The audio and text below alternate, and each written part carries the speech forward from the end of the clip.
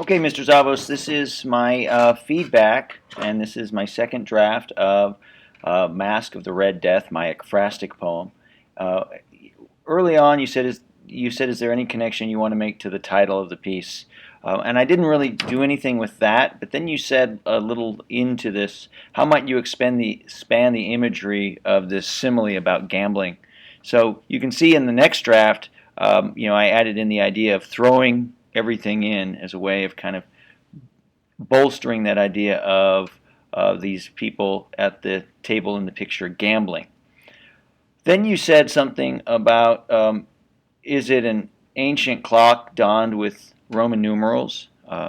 And so I kind of took that idea with that, and you can see the line old and withering because the clock in the picture really looks like it is on its last legs, about ready to fall apart, and then the Roman numerals staring back, kind of like it's watching the game. It's part of this scene and kind of acting in it is what I wanted to get a feel for.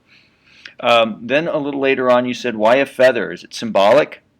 And I kind of looked at it, and I thought, yeah, maybe it symbolizes how delicate life could be. So I added, that line in. And then you said, how might you show us more detail of their journey out of the doorway?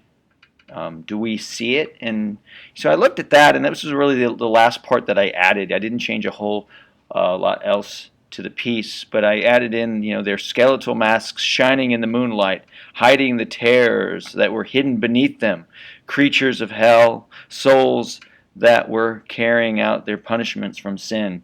And I thought that really created this tension and this sense of unease that the painting does with the colors.